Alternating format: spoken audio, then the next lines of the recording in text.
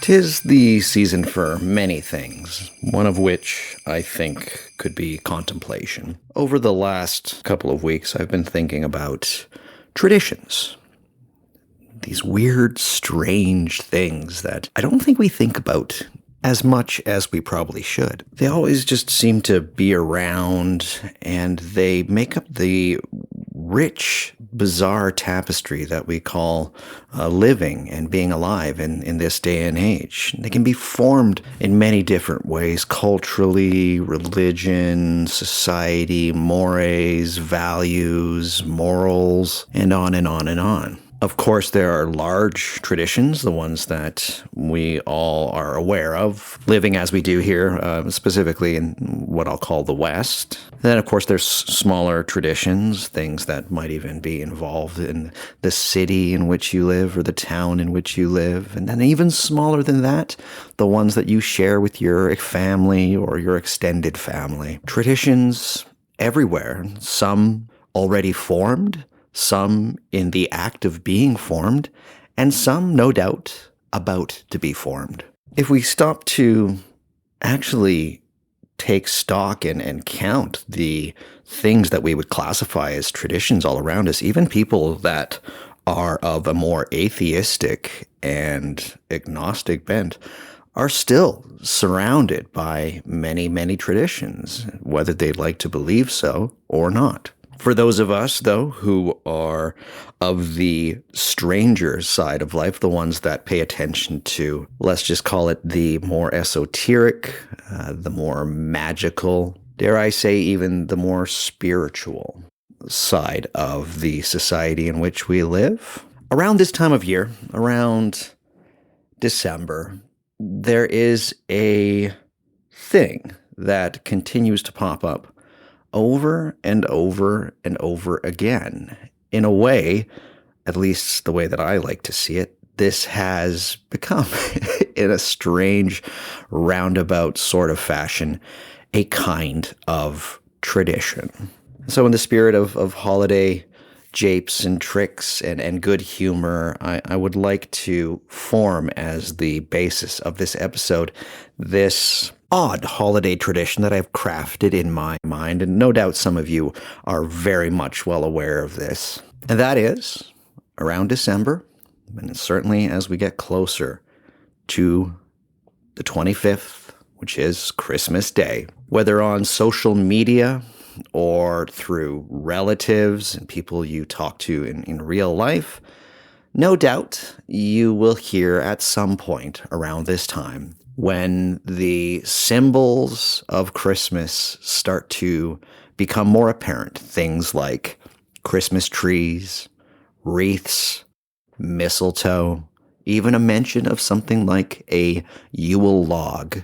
Someone will say, well, this stuff, that kind of thing, those symbols, and even the day, Christmas Day itself, it's all pagan anyways. All of it. Christmas is pagan. The Christians just took it over, but all of the other stuff remained. The stuff that doesn't really look very Christian. Things like Christmas trees and wreaths and on and on and on. Christmas, it's all pagan anyway. And then also what comes with this is the other side of this tradition, and it's part of it as well, which is the people that will tut such statements that Christmas is all pagan. They'll say, no, you're unaware, obviously, but that no aspect of Christmas is pagan, not any part of it. You're uninformed and you're just not aware. For me, these two perspectives, these two extremely interesting perspectives, are for me a quirky, strange, but dare I say true holiday tradition, and one warranting examination. So my name is Douglas Batchelor, and you are listening to What Magic Is This Podcast? A podcast about magic, the occult, the esoteric, the paranormal, the supernatural, and the weird. Christmas. It's all pagan anyway. A holiday tradition.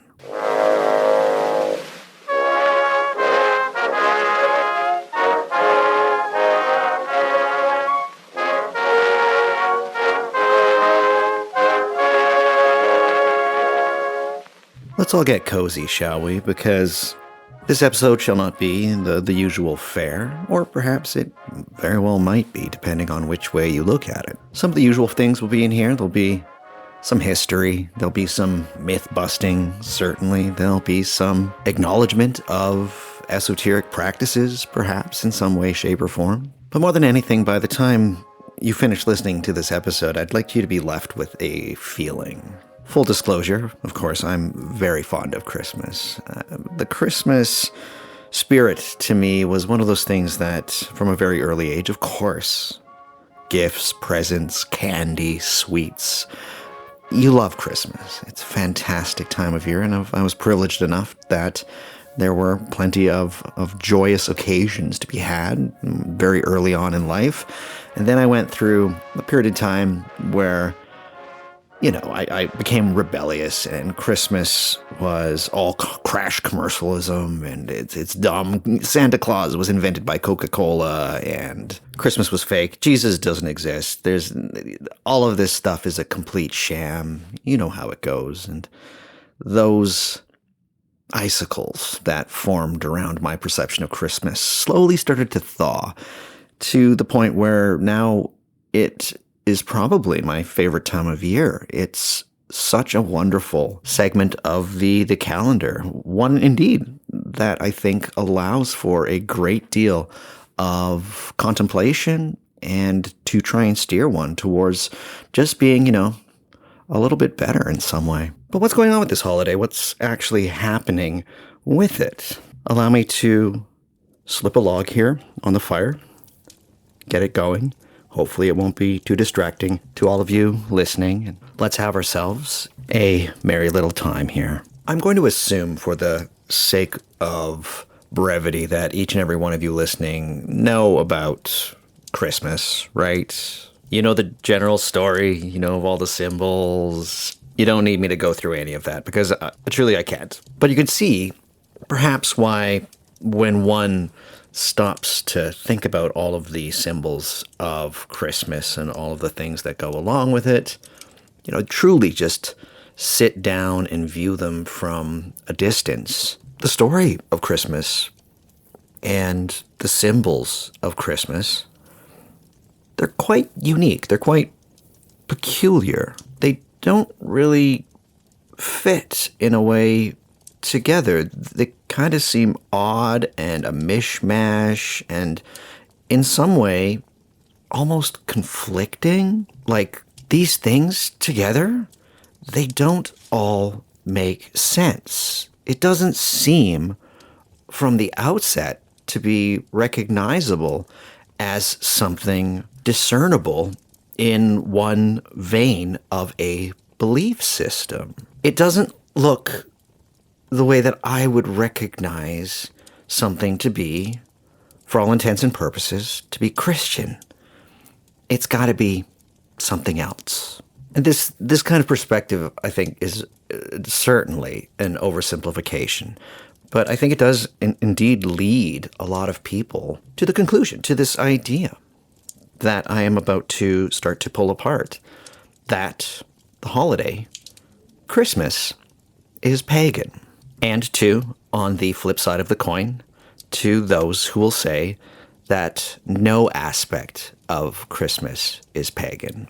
As a little aside here, because the esoteric and the occult has been my life, of course I've been familiar with the expression that Christmas is pagan for quite some time, well over a couple of decades. And then this other side, again, the flip side, has been something that I've seen quite a lot over the last, I'd say, 7-8 years, to the point where somebody once remarked, the only thing more tiresome than the crowd that insists that Christmas is pagan is the other crowd that harps on and on and on that no part of Christmas is pagan, not one sliver of it. I find that funny, and I find that there is a truth to be explored there, certainly. Because the dichotomy is real, it exists, and in some ways, it seems to miss the point. For those of us that really dislike dichotomies, where should we land? Where should we situate ourselves? Those that have room for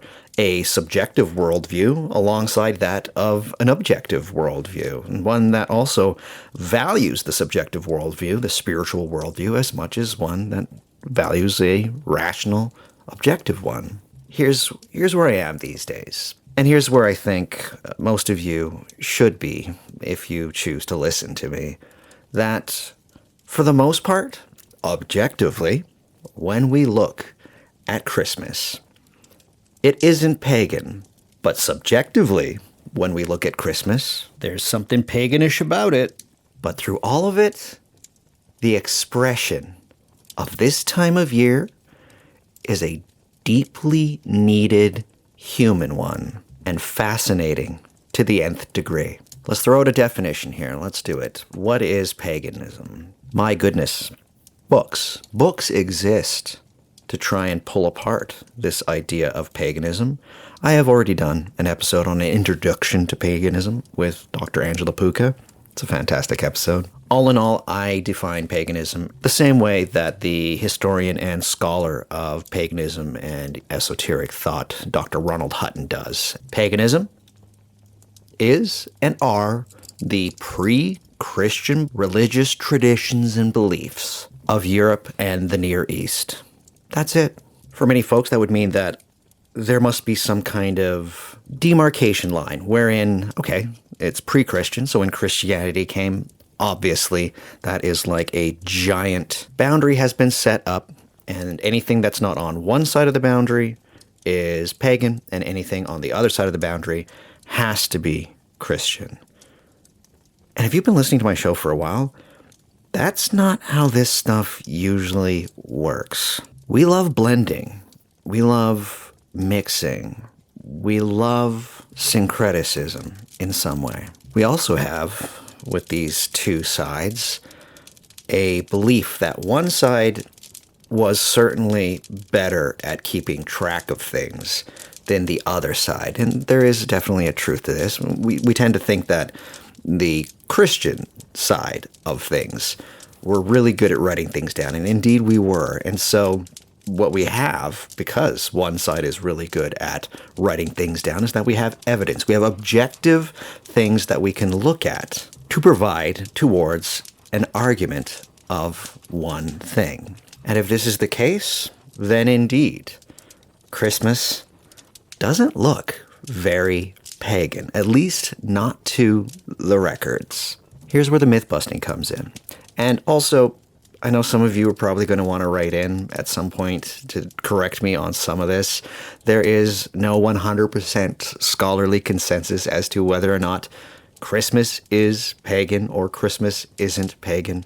I know some of you are like, hey, 10 years ago, there was this guy on a Netflix series that basically said that Christmas is pagan, that the Christians just took it over. And to that I say, that guy needs better writers. Just because it's on Netflix doesn't mean shit. One major wonderful part of this tradition that I don't want to say this to make myself sound like an arrogant asshole, but it's when people start listing. They start listing the pagan evidence for Christmas being pagan. The biggest one that they will go to, the one that is surefire to basically try to convince people that Christmas is pagan, is that it comes down to the date. It comes down to the time of year and what happened around this time of year. They'll throw out words like winter solstice, or perhaps this enigmatic figure by the name of Mithras. Or they'll bring up a festival, Saturnalia, or even Sol Invictus, the unconquered sun. Let's go through it, because this is fun. This is interesting. Myth-busting Mythbusters has at least some kind of joy to it, as long as you don't do it as a complete asshole. So let's maybe talk about it. Before I get far too deep into this, I basically like to bring up the major source. There's a lot of sources I have here, and I'll have them in the show notes as well. But I went to a couple of sources, the main one being one that I liked their angle. For the most part, they specialize in Hellenism, the study of ancient Greek, so they know a thing or two about paganism. He is a classicist based out of New Zealand by the name of Dr. Peter Gainsford. Very eloquent. I will have links to his work in the show notes if you want to get his sources straight from the source, because he really does a great job of digging deep and trying to find as much great information. Again, those written records of things. Dr. Gainsford is unmatched in this regard, at least from what I've been able to research so far. Allow me to begin with the one that is the longest shot, i.e. the one that is basically completely bullshit. And that involves this mystical, strange, very enigmatic figure by the name of Mithras. Right up front, I'm going to say that we don't have a ton of information about Mithraism, which is a popular cult that was formed in the first few centuries of we'll put it in the AD category, kind of in and around the time that, Christianity was taking shape. One of the ways I like to think of Mithraism, and I could get a slap on the wrist for this, is that it kind of a precursor to a sort of secret society, and one that left very little evidence behind, which is frankly shocking, because this popular cult was indeed that. It was very popular. We have a lot of underground churches and temples to this figure, Mithras. If you live in London and you haven't visited the Mithraeum in downtown London, England, it's quite stunning. Do yourself a favor, check it out. The study of Mithraism and Mithras, particularly within the Roman world, is one of deep, I'm going to use the word agitation. People don't agree on anything as far as Mithras is concerned, although there are things as far as Mithras is concerned, particularly when it relates to the figure that this holiday, Christmas, is based around. As it looks right now, again, looking at the objective evidence that we have, Mithraism and Christianity have nothing to do with each other. But as far as the Christmas story is concerned, these are things that you're bound to hear. That Mithras was of a virgin birth, and he was born in and around the 25th of December. That there is this idea of salvation through blood, not unlike that of the story of Jesus Christ, and that Mithras died by being nailed to some wood. Even something as crazily similar, that when Mithras was born, there were 3 men that came to attend to this virgin birth. Indeed, this Mithras Christ thing that happens even extends all the way into Easter, with the idea that Mithras was resurrected. He is a resurrection, exactly like that of Jesus Christ. All of these things, no. Mithras, he wasn't a virgin birth. Mithras, at least as far as we know, the legends are concerned, is that he came out of a rock. This whole salvation through blood, like that of Jesus Christ, it comes from this incredibly incomplete inscription that was found in one of the temples that you can't make head. There's some parts of it that you're like, okay, that's interesting. And then you have no idea where anything else means unless you put some letters in other places. And this inscription isn't found anywhere else except for this one temple. There's at no point anywhere through any of the evidence that we have about Mithras. Is there anything about 3 dudes visiting? Same goes for being nailed to wood as a cause of death. Nothing. That's made up. That is just somebody pulled that right out of their ass. Sorry, stocking. Pulled that right out of their stocking. The cult of Mithras and the story and the evolution of early Christianity they're very opposite. They have nothing to do with each other. As fascinating as Mithraism is, just unfortunately, it's a different story. One well worth looking up, one well worth researching, but just let's not mix these two very distinct cocktails. The big one. All right. This is probably the one if folks are familiar with the whole Christmas is definitely pagan and it's Roman for all intents and purposes. Roman paganism is the roots of the Christmas holiday season. It is due to this religious festival, this religious tradition that existed in Rome called Saturnalia. For folks not in the know, and don't feel bad about not knowing about this holiday, even if, for me, I think that this is, of all the Roman holidays that people should know or at least be familiar with, Saturnalia is the one, probably very much due to the reason that this episode exists. It's very close to Christmas. What happened during this festival? And festivals are a thing that if you're not familiar with it, pretty easy to understand, right? Huge, enormous, civic. Almost everybody took part in these festivals. They took place for very different reasons. Some were based to certain deities, like the one in question that we're talking about, Saturnalia, to Saturn, the Roman god Saturn. Other times there were festivals due to important events, previous military victories, current military victories. And sometimes they would take place on specific dates, and sometimes the dates in which they would occur was a little bit less set in stone. But as far as traditions go, and as far as the Roman world is concerned, particularly that within the city of Rome itself, festivals were extremely important. Saturnalia was one. All right, the big reason, again, has to do with the calendar.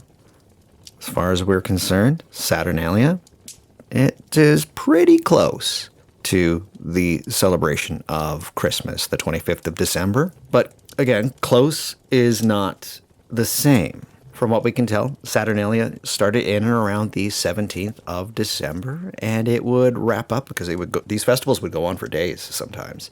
It would wrap up in and around the 19th of December, or even as far as the 23rd of December. It depends on what century we're studying. Let's remember, the Romans were around as a major civilization for quite some time. The origins of the festival of Saturnalia, they're not exactly crystal clear. Some believe it started as, again, talking about traditions, it started as a farming festival, an agricultural festival, and it just got bigger and bigger and bigger. But what happened, for the most part, during this festival? What were the traditions within the tradition of Saturnalia? For the most part, it was an overturning of the norms of the day. And by that I mean, and this is the one that everybody talks about as far as Saturnalia, is that sometimes, not all the time, but we do have evidence that people that owned slaves would, for a very short period of time, would feed their slaves as if they were their own masters. So it'd be like a little bit of a role reversal, if you will. Slavery was a very real part of the Roman world. Part of the ceremony of a slave who had been freed by their master would be to get a special kind of hat. And this hat is known as a pileus. One of the traditions during Saturnalia is that people that were not slaves, people that were already free men, free citizens of the Roman Empire, well, they would wear this hat that was specifically meant to only be for slaves. There were certain kinds of gambling games that were illegal for most of the year, but around Saturnalia, the people would turn a blind eye to people playing these games. Another huge thing that people try to draw attention to is that sometimes during Saturnalia there would be gift exchanges, and there'd be the exchanging of clay figurines as well as candles. People all like to go like, they give gifts during Saturnalia, and so that was an unbroken tradition of paganism, straight through to how we give gifts now, and that's not true. The gift giving during Christmas, although part of the story of the three magi, the three wise men, indeed this is an aspect, gift giving in earnest during Christmas didn't really set in until the 16th century. It had more to do with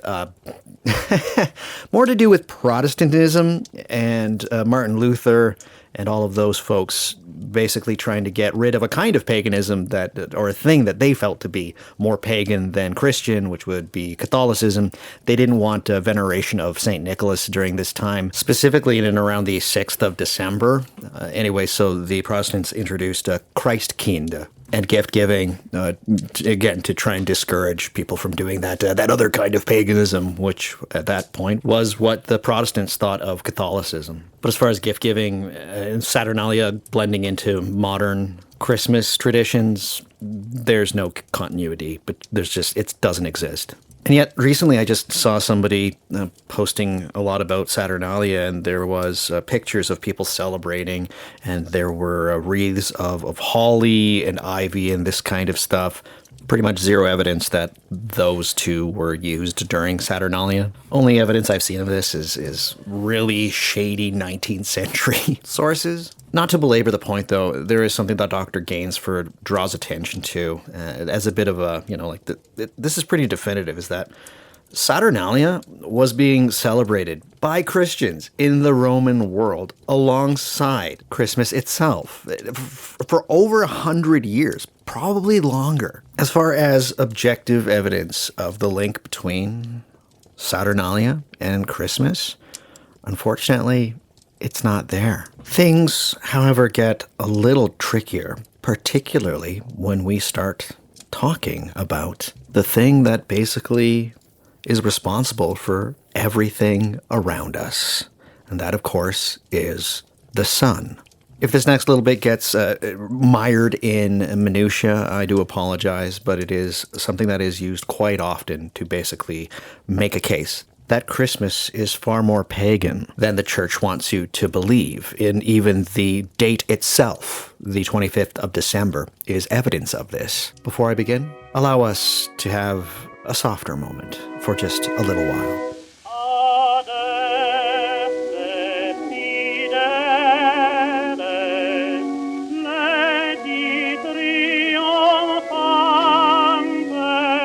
Say what you will, it is kinda strange, if you think about it, that the date that we celebrate Christmas, which is the 25th of December, is very close and, for some, exactly on the date of the winter solstice. The tut-tut crowd, of course, would at this point say, well, okay, the 25th of December isn't the winter solstice now, right? Usually it's 3 to 4 days before the 25th of December. It's either the 21st or the 22nd. And yet we have Roman writers regularly stating that the winter solstice happens on the 25th of December. And of course, there's a whole bunch of calendar calibrations one has to do. I'm not going to get into it because it is the most boring thing on earth. All I can say is that Roman writers, notorious ones, Columella and Pliny the Elder, for example, the winter solstice falls, without a doubt, on December 25th, the day of Christmas. What gives? What gives? And what's more, there is another cult that rears its head. This is Sol Invictus. Again, not to get mired in the details, and please trust me that this is not me trying to dodge or shake off those who have the opinion that the winter solstice and any and all celebrations or festivals that might be as a consequence of the cult of Sol Invictus, which, by the way, just so we're all clear, it was a cult that was revived by a Roman emperor by the name Aurelian in the 3rd century AD, built a temple and instituted a festival to the unconquered sun, deified as Sol, on the 25th of December in the year of 274 AD. This, as well as going along with an ancient calendar from this time that was listing off all of the festivals, as well as a word in there, natalis, which gets... I'm sorry, there's so much minutia. But what happened is that the word natalis basically means festival, according to this ancient calendar, but also the Latin meaning of the word natalis is birthday, and so people equate the word natalis, the festival of Sol Invictus, this cult, to that of the birth of Jesus Christ, and then just everything gets smushed together. The links are extraordinarily tenuous. Even if there is iconography that exists in certain tombs that depict the birth of Jesus as the birth of a son, the syncretism between Helios and the Christ child. The major bit of evidence that I'm going to stick with here, just as far as the Sol Invictus festival celebrations and that of Christmas, is that Sol Invictus was by no means the major or only solar celebration or a cult not unlike that of like Mithras, based in and around the sun. There were lots of them. What's more, there were also festivals, and festivals that take place even earlier in the year, based around other cults to the sun. Sol Invictus seems to be a pretty hard no as far as its links to Christmas itself and the date, going along also with the winter solstice festivals. Another festival that we know of is called Brumalia, which, according to all the evidence that we have, is a true and actual winter solstice festival, but it's not an ancient one. It's maybe about as far back as late 2nd century AD. And also, like Saturnalia, we have evidence in the 6th century AD that it was being celebrated alongside Christmas as well. The things that took place during Brumalia are pretty much nothing that could be recognized as a Christmas celebration nowadays. So that's another miss as well. So why is there this persistent idea, particularly about the date of December 25th and winter solstice and festivals and pagans, particularly Roman pagans? What is going on with the date December 25th and Christmas? It has something to do with religion, but not a pagan one. It has something to do with a religion that is around now and very much thriving. Its influences,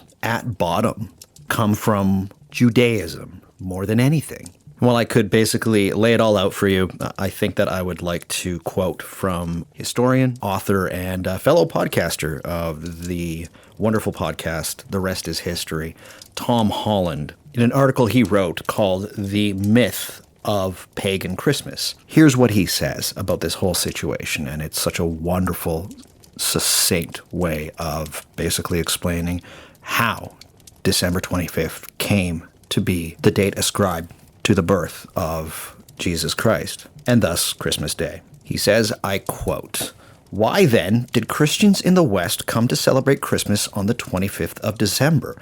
The answer seems to lie not in paganism, but, as one might expect, in the great seabed of Jewish tradition.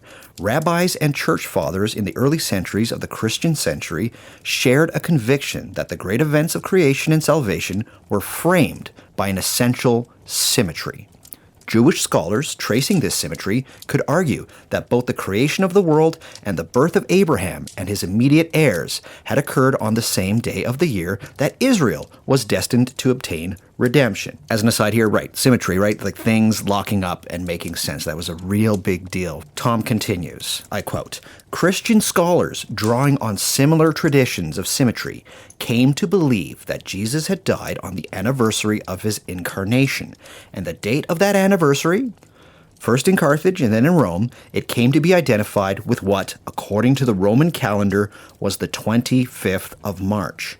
Then, once that particular date had been bedded down and operating on the assumption that Christ had been born 9 months after his conception, it required only a simple calculation to arrive at the date of his birth.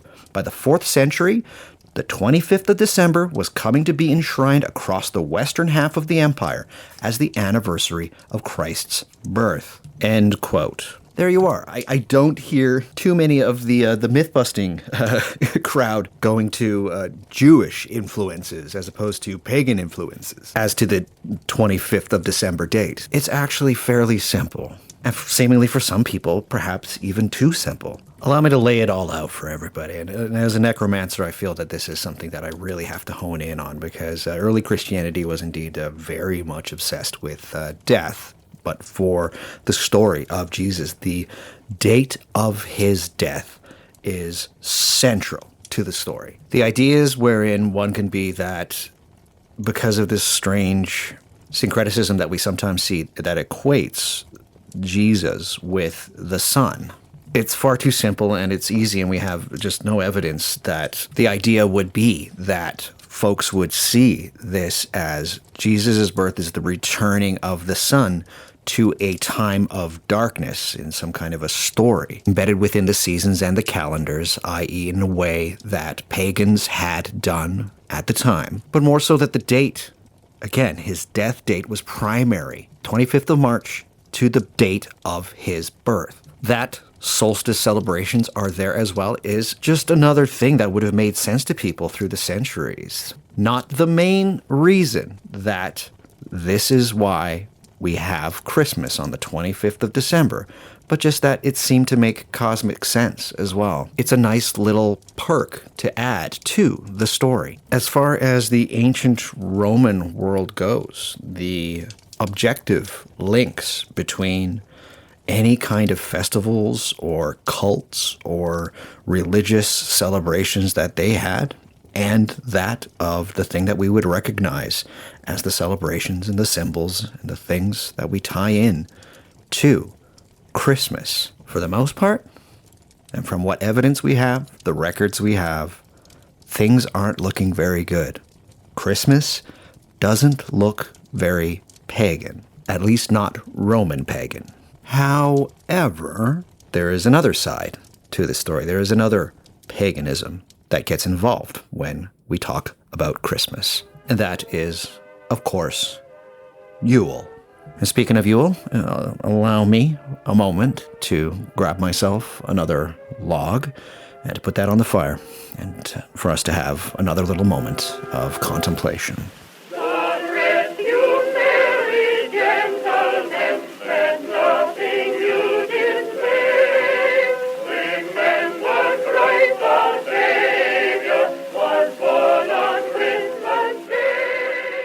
So certainly the myth-busting crowd will make mention quite often that there's this other holiday that certainly ain't Christian, and yet somehow this festival, the name of this festival, is plastered all over the place during Christmas.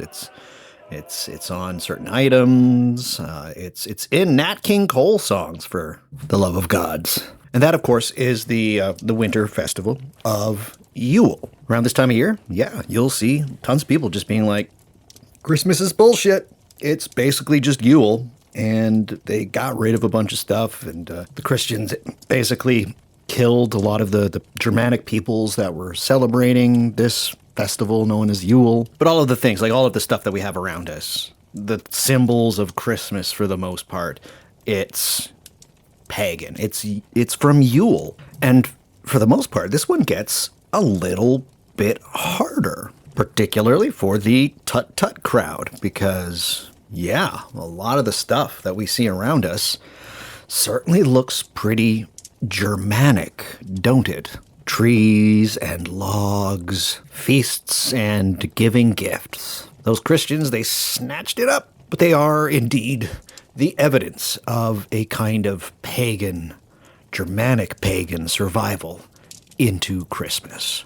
Yeah, things look pretty strange, pretty odd, pretty interesting. And there's even people that are, as I said, the tut-tut crowd that are kind of like, well, Christmas isn't pagan except for, the Yule log or something like that. And if we are to do, as we've done before, if we are to take what evidence we have and apply an objective perspective on these sorts of things. Again, one side was very good at keeping records of stuff. Things are not looking great for the Christmas is just Yule crowd. Yule is a funny one because, once more, it's all over the place during Christmas. It's in our songs. We all talk about the Yule log. People talk about the Yule log without even knowing about the Yule log. And so we in the same way, we talk about Yule without even knowing about Yule. We know very little about Yule for the most part. We just know that it's somehow intrinsically part of Christmas, and we'll throw it in the mix even, like happy Christmas and have a cool Yule.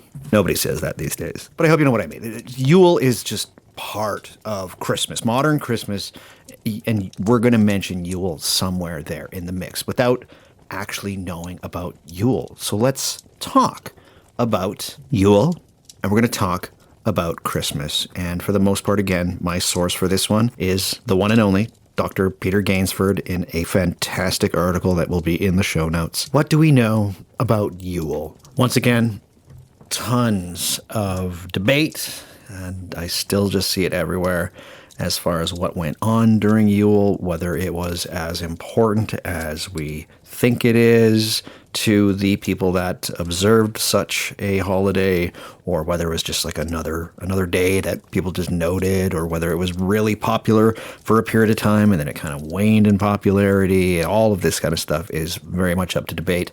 But let's just go through some of the things that we probably do know, the consensus facts, if you will. Yule was a winter festival observed by the Germanic peoples. So we're talking northern east-ish European. There is evidence, and it is attested to, in and around the 6th century onwards in East Germanic and North Germanic sources as a season of the year. So just so we know, right, it was probably pretty different, but for the most part, we have attestations of a celebration known as Christmas happening a few centuries before Yule.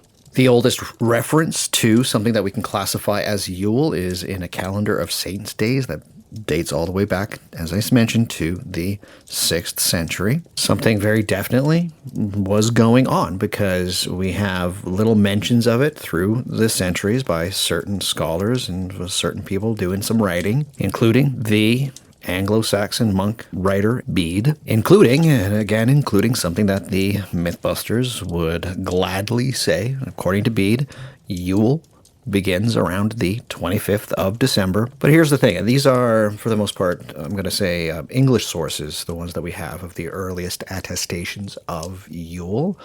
It sounds more like a season than a festival. From about 880 onwards, though, we have some Old Norse texts, and we have poems that have Yule right in there, right? And this is closer to the source. Dr. Gainsford is wonderful in the fact that he brings up that, yes, the Norse sagas have tons of mentions of Yule in there, but they're about 500 years after Bede. What we have are poems with such wonderful names as Raven's Song or the poem of Helgi Hordvast's son. They talk about Yule, and they talk about customs. So let's switch to that then. What exactly do we understand from our sources went on during Yule? And perhaps let's see if they match with what we understand goes on with Christmas. The two big ones are the ones that are mentioned for the most part in a lot of these old poems from about 880 onwards, and that is a big celebratory feast. Sometimes within these poems and talking within the feast itself, there is a sacred boar.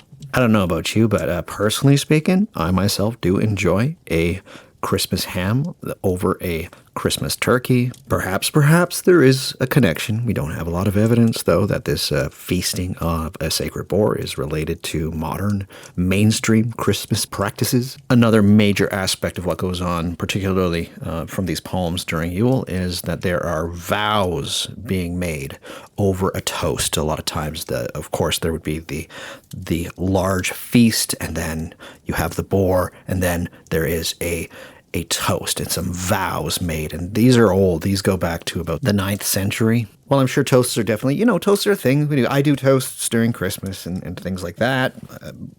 The making of vows probably has a bit more to do with New Year's celebrations than Christmas celebrations. Something within the Norse sagas that happens during Yule is that some kind of rift opens up, and these spirits, as well as generally really malevolent entities, hags and things like that, come out to basically cause as much trouble as possible. And I'm not talking about Krampus or things like that. Krampus is way later. I know everybody loves the Krampus. I love Krampus, but that's way, way later. But as far as the sagas are concerned, during Yule, about Draugrs, kind of Norse revenant zombie things. Oh yeah, they come out during Yule. Well, at least in one of the sagas. Unfortunately, not really tied to Christmas at all, unfortunately. But I know folks love this stuff. I love it too. It's pretty awesome. But yeah, that's pretty much as far as like the things that are less than 700 years old. For what we know about Yule, this is it. And the biggest one that is a link to Christmas celebrations from even the 15th century onwards is just that there's a giant feast during Yule, and during Christmas there is usually a feast. Unfortunately, I agree with Dr. Gainsford that just because there's a feast, both customs, both traditions, that's not a very special thing, as most festivals or occasions would have a large feast. We love eating stuff, and we love eating stuff with a lot of other people that enjoy eating stuff. Let's get current and focus in on the symbols and customs that you probably even have up in your house right now, or if you go to a mall or anything like that. And the Mythbusters will point at this stuff and say that that's from Yule. And the first one would be Christmas trees. Christmas trees are from Yule. And unfortunately, that's not so. It's from the same place. It's German. Christmas trees are German, the ones that you decorate, but we don't have any record of Christmas trees before the 14th century. We have another thing that there's record of. It's not as old as people think, and I'm going to talk about it a little bit later because it is in some way related to trees. But it's as far as Christmas trees and decorating, putting decorations on trees that one brings from the outside into their house. If it was important and old, we would have known about it. And so, unfortunately, before 1500, it's just not there. The tradition of bringing trees into one's house, and into one's home, it didn't really become popular until about the 1800s, anywhere outside of Germany. Gift giving during Yule, there is a major argument about this, and for the most part, though, from what evidence I've seen, it's pretty tenuous as well. It doesn't really look like the exchange of gifts has anything to do with Yule as far as Christmas is concerned. Christmas charity, particularly charity amongst the really big haves and the aristocracy within certain Western Christian cultures, goes back to about the 1200s, people wanting to help those who do not have as much as them, be they kings or aristocrats. It's kind of shocking that doesn't go back further, but we have records, certainly from about the 1200s onwards, as far as families exchanging gifts. That's like you and me and, the people certainly not as rich and privileged as those with a ton of cash. That is really quite new. And it's, in a way, tied up quite a bit with the Protestant Reformation, and them basically trying to get rid of the more devious paganism, again, that they saw being the Catholics and the Catholic Church, who, did a kind of gift stuff. It was wrapped in with St. Nicholas. But as far as what we would understand as gift exchange and its ties to our recorded evidence of Yule, it's not there. I ain't seeing it. There's a lot of smaller aspects within Yule that people try to tie to Christmas, and I can't go through every single one of them, but the big one, the one that is like, this is everybody, the Mythbusters' favorite, to be like, there's got to be some continuity between pagan customs, specifically Yule customs, and that of modern Christmas. And that is, of course, one of my favorite objects, even outside of winter, which is the Yule log. Many folks will say that's totally pagan. And even people, the tut crowd, would be like, well, that's the one thing. This is the one thing that is still pagan. And it's not, unfortunately. At least it doesn't look that way. Before I get into the details, it looks like this log might have been a thing, but it was most likely tied in with Christian celebrations, and then it just got rebranded with the name Yule without really having anything to do with Yule celebrations. In other words, it started out probably Christian, and then somebody just threw the name Yule on there. For the most part, though, what we know or would call the Yule log, and even if you go on Wikipedia, it goes back to about 1184. That being said, if one actually goes to the source, the place where it is first mentioned, which is an edict from a Christian bishop from a town in the North Rhine-Westphalia, i.e. Germany, the edict itself mentions something about a tree or a log to be brought for one's own fire at the festival. The thing is that this is constantly used as evidence that the Yule log is old and it belongs as part of a pagan celebration. Unfortunately, it does no such thing. The source at no point is Yule mentioned along with this log to be brought for one's own fire at the festival. And secondly, it actually links it to Christian celebrations at its time, not pagan ones. For the English-speaking world, a log mentioned anywhere in and around Christmas isn't until the year 1600, and that was through a poem by Robert Herrick. He calls it a Christmas log. It's not a Yule log. He specifically calls it a Christmas log. Because, I love poetry. I'm going to do it. I have to. The poem itself is called Ceremonies for Christmas. Here's how it starts. Come, bring with a noise, my merry, merry boys, the Christmas log to the firing, while my good dame, she bids ye all free, and drink to your heart's desiring. I don't know about you, but speaking specifically about my family, drinking to one's heart's desire is very much a Christmas tradition, whether I like it or not. Anyways, focus.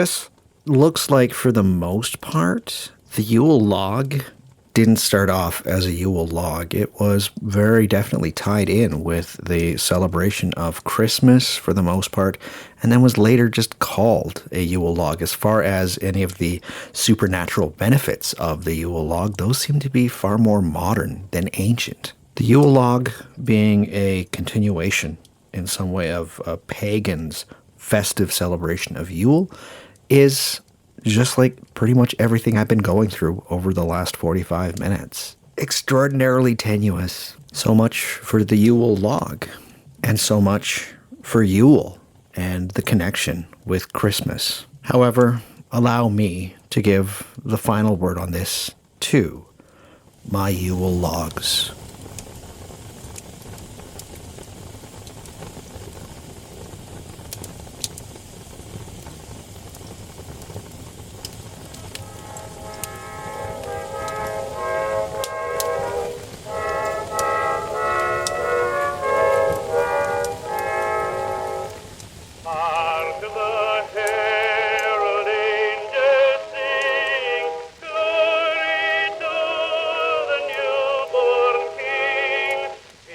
If any of you are listening to a lot of the dates of things that I've been talking about recently, as far as the customs and symbols that we associate with Christmas, you will no doubt have noticed that it seems to be fairly modern.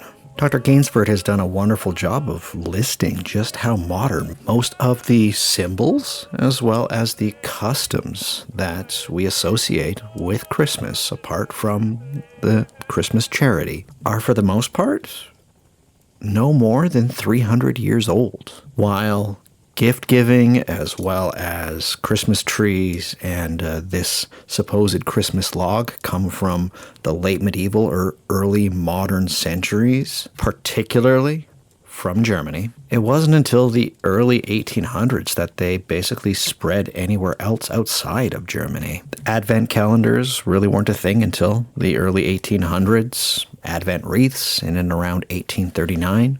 Christmas cards until 1843, the same year that Charles Dickens wrote the second greatest story involving Christmas, A Christmas Carol. When one looks at the connections between what we know about paganism through two very specific cultures, Rome and the Germanic peoples, there is, unfortunately, zero continuity. Apart from the symbols and the customs, the general feeling that one gets from Christmas is indisputably because of the story, the specific story that we have of Christmas itself. And I'm not here to basically argue whether or not the story is true in any way or if Jesus existed or not or any of those kind of things. I'm talking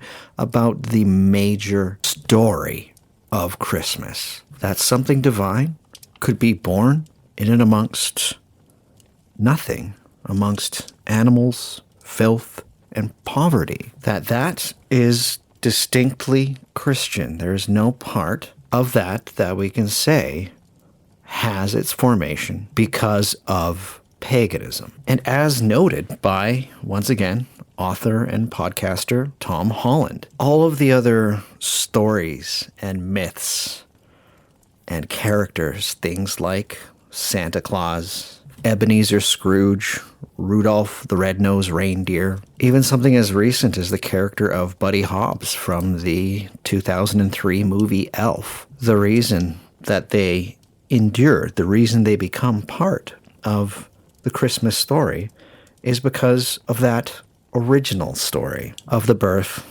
of Jesus Christ. Quoting Tom Holland once again, he says, "The subversion of the story of the birth of Jesus Christ was not something that could be framed safely within the limits of a festival. The implications reached out across time and space. The divine had become flesh. The Son of God had descended to earth and been born amid straw and the stench of a barnyard. The mystery of it was at once beyond the comprehension of even the greatest scholars, and the cause of wonder that even the least educated could feel. The foundational story of Christmas, that of the birth of the Son of God amid poverty and danger, gives to the festival its very own particular flavor. The feasting, the gifts, the brief liberation from their sufferings of those ground down by poverty or oppression or war, all, in the case of Christmas, are endowed with a very culturally distinctive resonance. It is a resonance that derives not from timeless and universal archetypes, but rather from a specifically Christian narrative." End quote. There's nothing wrong with the fact that Christmas, as we know it now, and as we wrap it around us and celebrate it, each season is fundamentally modern and it's fundamentally Christian.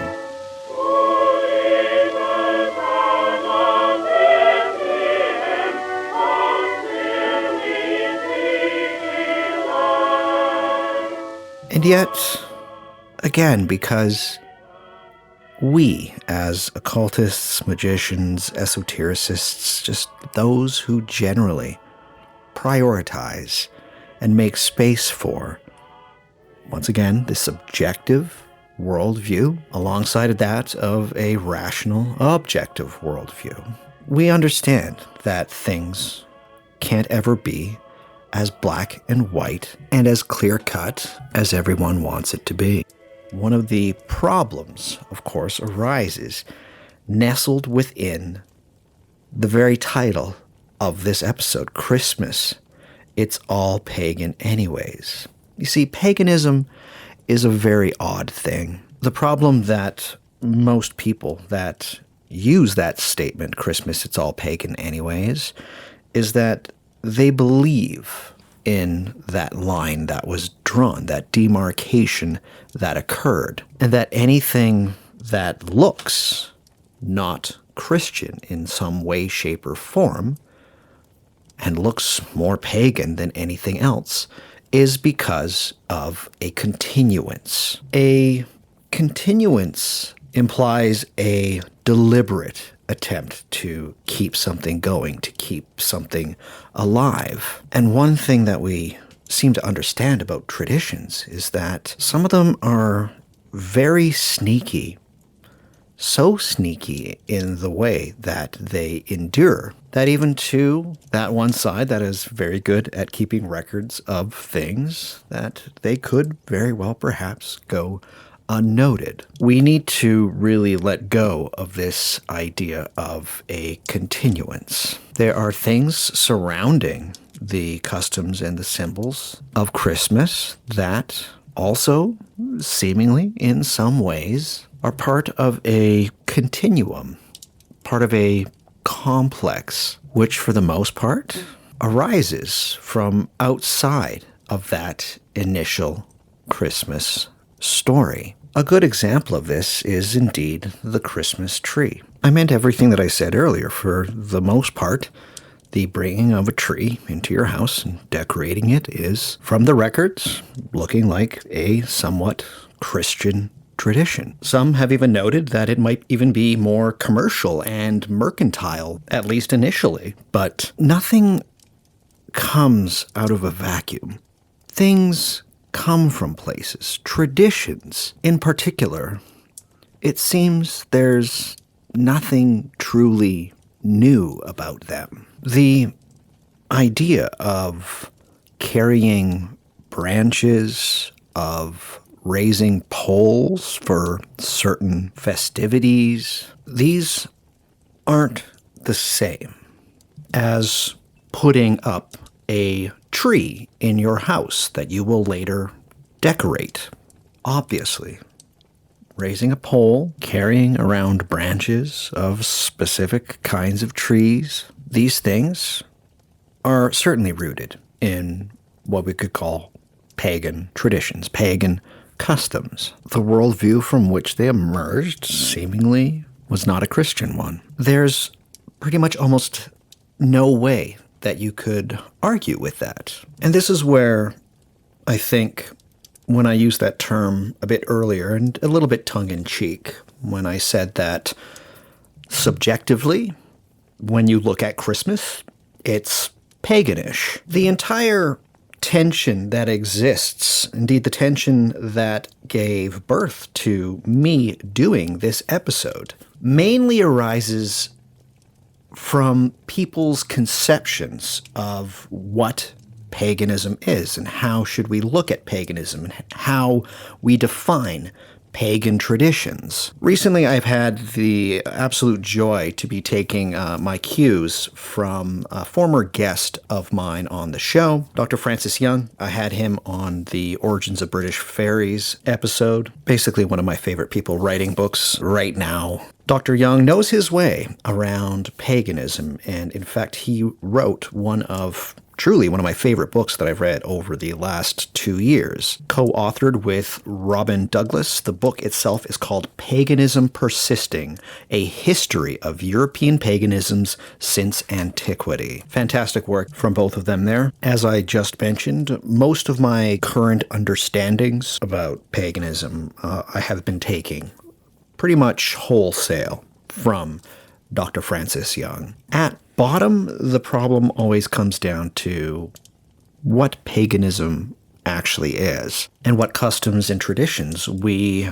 label as being pagan. As noted by Dr. Young, it's always perilous to apply the term pagan to pre-Christian legacies because we just don't know enough about pre-Christian religions, and we have no reliable way of distinguishing between specifically religious pre-Christian customs and other customs. Is the raising of a pole or the carrying of branches of certain trees, is that a specifically religious gesture? Is this how exactly it's supposed to work? A lot of customs and traditions that we nowadays and that others like to label as being pagan, they might have had behaviors and practices that simply laid outside the realm of the sacred and religion itself. Just because things to us might look very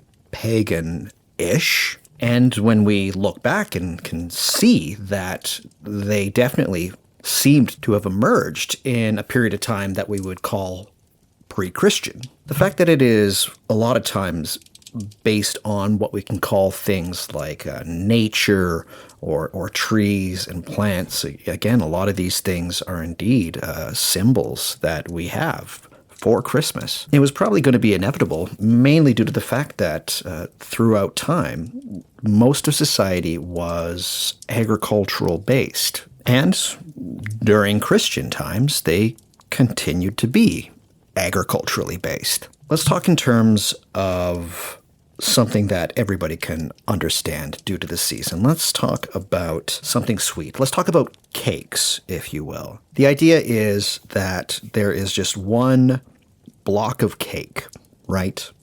And that, for the most part, someone has put a glaze over it. But initially, what exists in that block of cake was, for the most part, baked and created in a pagan oven, and then somebody put an icing or a glaze over it that was Christian. Once one puts their fork through that delicious icing and into the actual yummy cake part, one cannot help but notice that perhaps this cake is not as it seems, that initially the thing that gave the entire cake's structure some form is certainly not the icing itself. That came from somewhere else. That part, once one digs in a little bit deeper with their fork, was made and baked with an entirely different purpose in mind. We have to get away from thinking about it like this. The best way to look at this entire situation, particularly when we focus on something like traditions, is to view it like a layer cake. Traditions and customs coming from very different places, that's what gives this cake structure, these layers. As time goes on, more and more layers get added to the cake itself. The lower layers, as one keeps adding to them, they get squashed and eventually become indistinguishable from the layers above and even below them. But the layers don't disappear, they just seemingly get thinner. The cake is still the same thing. The layers are just parts of it, and delicious all the same. The paganish elements, the paganish layers to this Christmas layer cake, they're certainly still there. You can definitely taste them. And if indeed it is these tasty layers with which you want to use as the way to define how you yourself see Christmas and enjoy the season itself, if it is your current tradition to do this, you would have as much right in doing so as one would who chooses to prioritize and grab a forkful of those purely Christian layers. This cake is delicious, no matter which way you go about eating it. The most important bit is that you take it upon yourself to celebrate when you actually take a bite.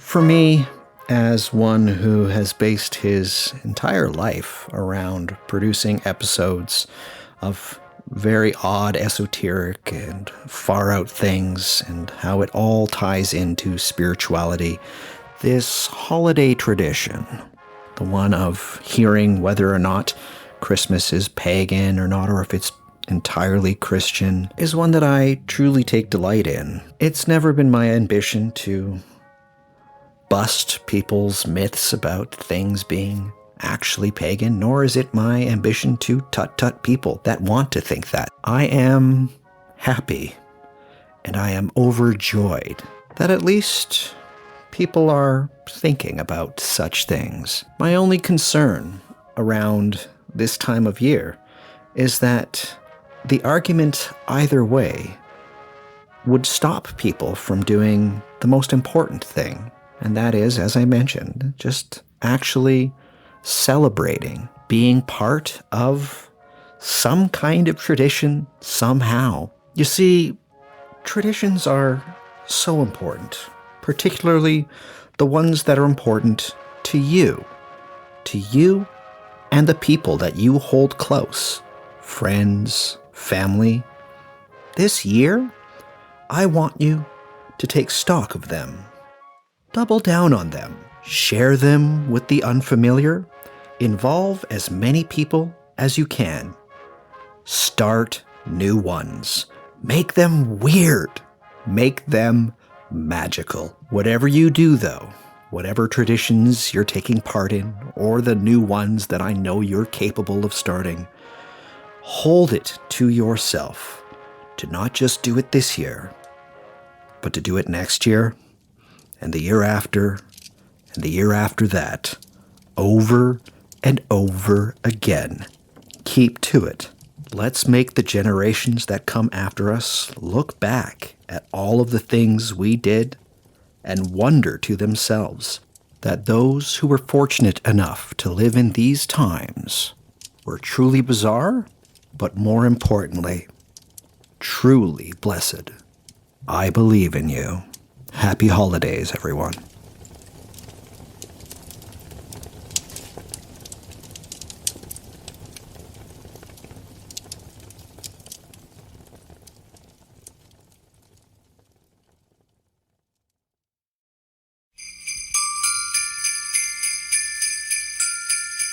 If you're like me and you're old-ish, you remember growing up with analog TV and watching in and around this period of time the television Christmas specials that would come up.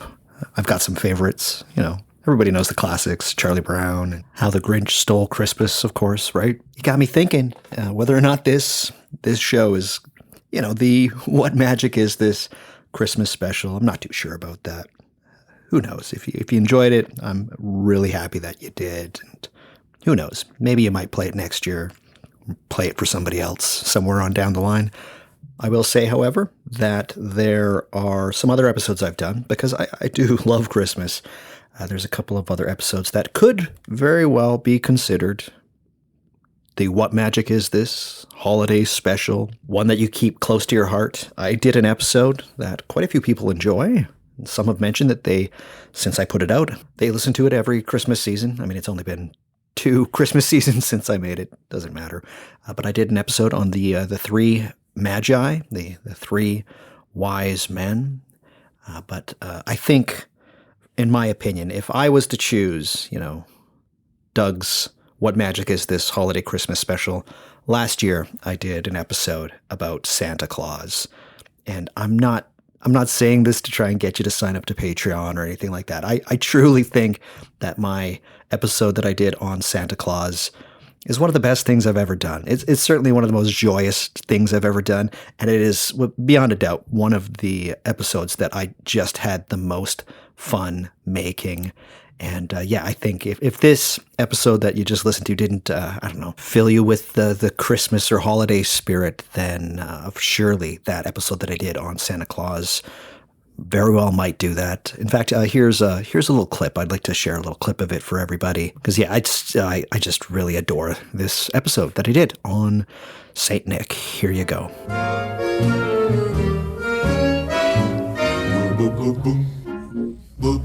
So again, small details, small little sprinklings, something starting to take form, something's coalescing somewhat beautifully.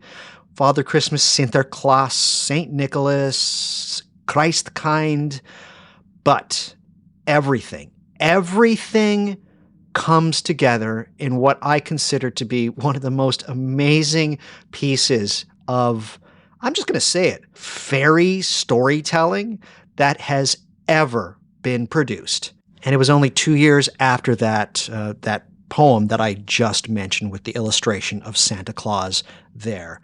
So on December 23rd, 1823, a poem that was anonymously published appeared in a New York newspaper by the name of A Visit from St. Nicholas.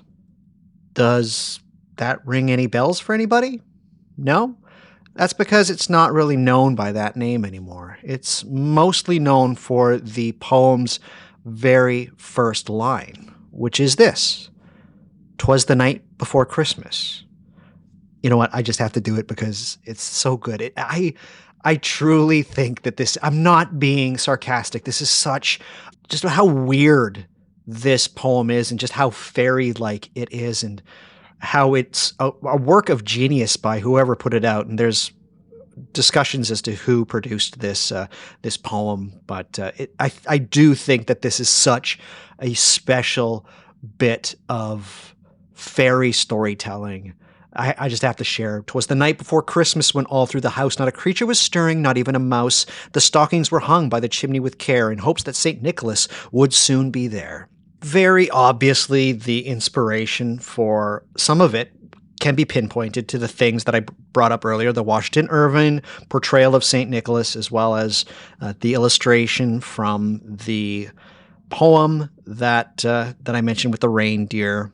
But just the way that it was assembled into how the story is portrayed is by far, without a doubt, the biggest leap forward into taking all of these other entities and depictions of the personification of Christmas and this time of year, these winter festivities, and it just puts them together so beautifully. And without a doubt, A Visit from St. Nicholas, that opening line is one of the most remembered bits of poetry within the West. Full stop. When I say 'twas the night before Christmas, everything appears in your head. I'll bet you it was read to you as a kid. There are people who still read it to their children to this day. I'm about to have a child. You better believe my child is going to be read "'Twas the night before Christmas" because that's just how special it is. There are some things that have an agency to them, and I just really think that this fairy story, A Visit from St. Nicholas, is such a special thing.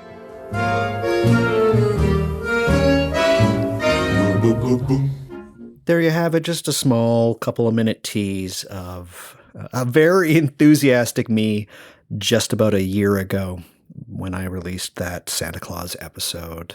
I love it. I think it's great. And I love that I have the opportunity to be able to be as enthusiastic and to be able to share all of these things with you, my listeners. And I have to say, in the spirit of the season, that I am so thankful that each and every one of you listened to my podcast and you enjoy it as much as you do, and that you reach out to me and encourage me and give me feedback.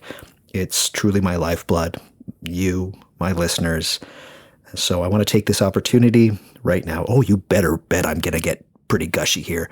I just want to say thank you, each and every one of you, for being such a gift to me each and every time that you decide to hit play and listen to one of my episodes.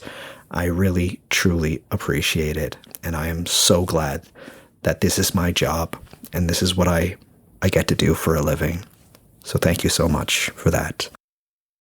And awkward segue time. The reason that I'm able to do this for a living is, of course, because some of you have decided to support me financially. And so if you think that I'm doing something special here with What Magic Is This podcast and you'd like to support me somehow, there are 4 great ways of doing that. And I do it all the time, but allow me once again before the end of 2025 to go through it with you. The first way of supporting me is the best way of supporting me, and that is through Patreon. That is patreon.com/whatmagicisthis, or head to whatmagicisthis.com and find any number of the links there. There's a lot of them. Just click it and come down and support me. It's only $7 a month. That's $7 American a month. That is nothing. That is, you can't even get a stocking stuffer for $7 these days. But if you want to give yourself a little something special, that also helps me. Patreon is the way to do it. I've got basically a whole other podcast. That episode you just listened to, that little snippet there about the Santa Claus. Again, I've also got episodes on the Three Magi and other things like that. It's basically a whole show unto itself. It's wonderful. I do episodes on not just entities, but things like angels. I have videos about how to create specific things involving magic. I've got stories that I like to tell.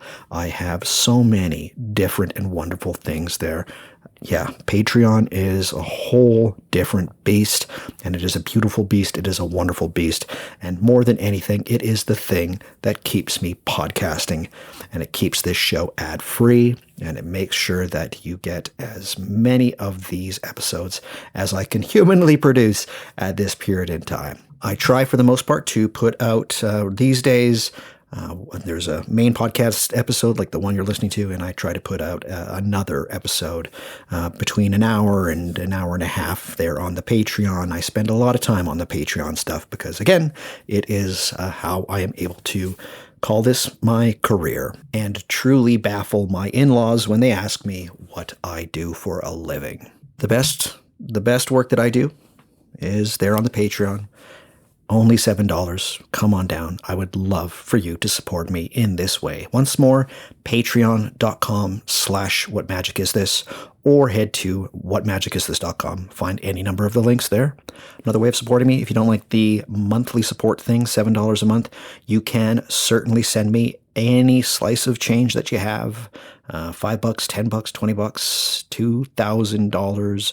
A partridge in a pear tree. I would actually like that. Anyhow, you can do that through PayPal. Go to whatmagicisthis.com. Find the PayPal links there. They're all over the place. Just hit it, and you can send me any amount of money that you'd like. It goes right back into just basically paying for all of the things that podcasting costs, because it's not cheap. It's very expensive, and I like to give you guys the absolutely best quality show that I can, and that costs money. So if you donate through PayPal, it goes right back into making sure that this show is as excellent as it is. Another way of supporting me is a way that is very fun and very much tied to this season right now, which is buying things. Consumerism. That's right. If you love books as much as I do, and perhaps I might have mentioned a book that sounded somewhat interesting to you and you'd like to grab it, well, you can do that. That also helps me, and it also helps independent booksellers. I have an online What Magic Is This bookstore, and it is through bookshop.org. What you can do, head to bookshop.org/shop/whatmagicisthis, or head to whatmagicisthis.com and find any number of the links to my bookshop there. What happens is if you find something that you want to buy, either through the show note links that I put up for each and every episode, or you just want to go to the bookshop and scan to find something interesting. When you buy a book through the What Magic Is This online bookshop, what happens is that the sale goes through, the bookstore that has that book gets a bit of change, and then I also get a small little amount of money for recommending that book for you, and also a small bit of money goes to this online organization, bookshop.org. They are a fantastic organization. They're wonderful. I am in communication with them all the time. They really mean everything that they say and everything they stand behind, and they are not owned by basically the modern contemporary equivalent of a James Bond villain. I'll just put it that way. Anyhow, bookshop.org/shop/whatmagicisthis. Grab yourself a book if you love books, and get yourself a nice present, or get a present for somebody else. It helps the bookshops, and it also helps me. And it helps you because you think books are awesome too. Once more, bookshop.org/shop/whatmagicisthis. Finally, the last way of supporting me is through grabbing merch. Do you like t-shirts? Do you like mugs? Do you like tote bags? Do you like stickers? Do you like throw pillows? All of these things can be bought through my online merch store. Head to whatmagicisthis.com, go to the menu there in the top right, click that, and then click on merchandise. And there's all kinds of designs there. And again, I have all kinds of things you can grab. If you want a mug or a t-shirt, it's all there. I do not see a ton of money through my merchandise, but it is always awesome when you grab yourself something with my logo on it. It is just fantastic. So please send me a picture of you doing something awesome in some of my gear. That would be amazing. But yes, I must mention, once again, don't see a ton of money from that. Would love for you to support me in another way, but also I understand if you want to wear something with my logos on it. There's, again, 14, 13. There's really cool stuff there. Have a look. Check it out. Yeah, be bold and be beautiful. But of all of these ways of supporting me, the absolute best way of supporting me is through Patreon. Once more, patreon.com/whatmagicisthis, or head to whatmagicisthis.com and find the Patreon links there. $7 a month. All right, my beauties, that is it for this one. It's a bit of a shorter episode. I don't think it requires any more than like an hour of just going through it. But you better believe that I mean every single bit of what I said towards the main part of this episode. I really do want you to take part in some kind of tradition, or at least start something new. I know it'll be beautiful, and I know it'll be awesome. For myself, I'm doing what I can and just trying to enjoy being a dad and having a family.